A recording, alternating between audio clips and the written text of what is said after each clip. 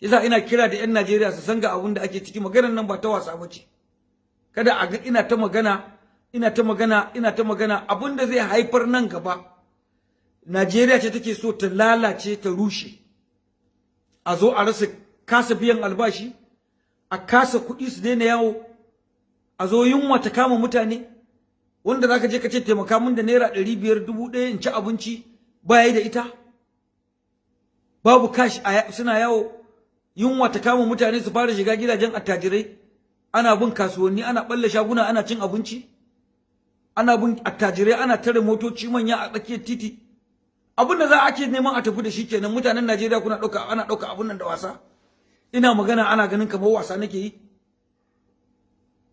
So Muhammad Kudaji dai wannan ya nuna waɗannan kamfanoni guda 4 ba ku yarda da su ba, kuma kuna so a ɗau mataki a kansu. Muna kira da jami'an farin kaya da gaggawa su kama wannan kamfanoni in suka ce za su shiga. Ya ana bincike, gwamnati ta sa, shugaban ƙasa ya sa jami'an tsaro su binciki wannan wurin. Sannan wai a ce ana so a dakatar da binciken nan, wai su kawo wasu su za su yi musu bincike, sannan su fito a gaya wa duniya ga abin da aka yi. So abu ne ake so a yi, a lullube, a fito a faɗi ƙarya, a ƙaryata mu, a ce ƙarya muke yi, tunda an dakatar da kowa kada ya je ya ga sirrin. Ya gaya wa bankuna kada bankuna su bari a shiga a ga sirrinsu. Sun faɗa wa NIPS kada su bar kowa ya je ya ga sirrinsu. Shi Central Bank ya kafa dokoki, sun kukkulla account, sun kafa dokoki kada wani ya je ya ga sirrinsu. Ya kawo wasu mutane, ya ɗauko su domin su je su bincike, ya biya su zo su faɗa wa 'yan Najeriya ƙarya. Wannan shine abin da ake shirin yi. Mutane muna magana suna ganin kamar muna da wani interest ne. Me interest ina ni? Me nake nema a duniya? Cikawa da imani nake nema. Ba ni da wata damuwa ni. So abin da muke hange, rayuwar al'umma talakawa da suke wahala, wanda suke kasa cin abinci, wanda suke cikin asibiti magani na gagararsu, wanda suke rayuwa cikin kunci, bayin Allah. Ta ya za a yi mu muna cikin gwamnati, muna iya ci, muna iya sha, muna iya sutura? Ba za mu dinga hangen mutanen da suke shan wahala ba, miliyoyi a Najeriya.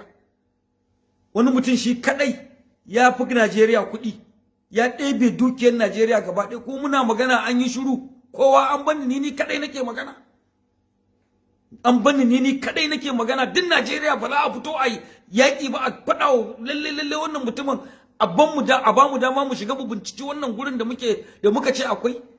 Kamar yadda nake faɗa muku, cikin kwanakin aiki 10 idan muka yi access da NIPS da CBN, za mu fito da trillion 100 a biya bashin da ake bin Najeriya gaba ɗaya.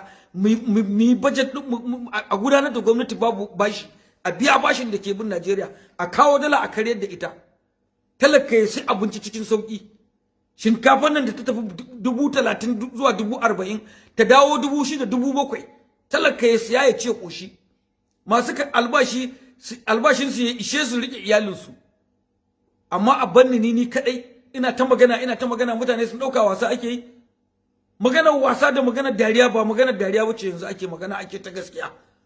Na fito na sadaukar da rayuwa ta ne domin in kwato wa 'yan Najeriya 'yancinsu.